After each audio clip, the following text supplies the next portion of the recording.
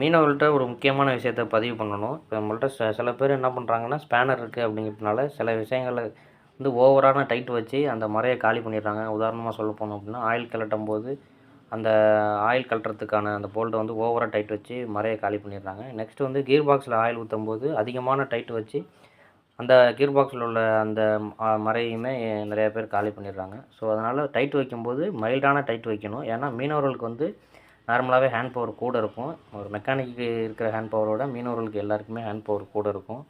So, அதனால தான் சொல்கிறேன். ரொம்ப ஓவரான டைட் வைக்க வேண்டாம். நார்மலாக வச்சாலே போதுமானது. நெக்ஸ்ட் வந்து எந்த பிராண்ட் டூல்ஸ் வாங்கணும் அப்படின்னு கேட்குறீங்க. இதில் டூல்ஸில் வந்து பார்த்தீங்க அப்படின்னா நிறைய பிராண்டட் இருக்குது. டப்பாரியா, உதாரணமாக சொல்லணும்னா எவரெஸ்ட்டு, ஈஸ்ட்மேன், இந்த மாதிரி நிறையா டூல்ஸ் இருக்குது, பிராண்டடில் இருக்குது. ஸோ, உங்களுக்கு பிடிச்ச பிராண்டு வாங்கி வச்சுக்கிறங்க. நான் மேக்ஸிமம் வந்து டப்பாரியா, எவரெஸ்ட் இந்த மாதிரி கொஞ்சம் பிராண்டடான டூல்ஸ் தான் யூஸ் பண்ணிகிட்ருக்கேன். நெக்ஸ்ட் வந்து நிறையா கஸ்டமர் கேட்குறது என்னென்னா, நீங்கள் டூல்ஸ் வந்து ஸ்டீலில் யூஸ் பண்ணுறீங்களா? உங்கள் டூல்ஸ் மட்டும் கரல் பிடிக்காமே இருக்குது அப்படின்னு கேட்குறீங்க.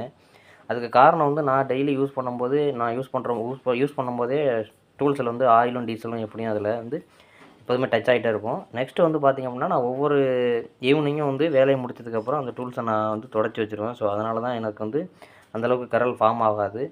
நீங்கள் என்ன பண்ணணும் அப்படின்னு கேட்டிங்கன்னா, டூல்ஸை யூஸ் பண்ணதுக்கப்புறம் டீசல்லையோ ஆயில்லையோ லைட்டாக தொடச்சிட்டு அதை அப்படியே வச்சிங்க அப்படின்னா நல்ல லைஃப்பில் இருக்கும் உங்களுக்கு.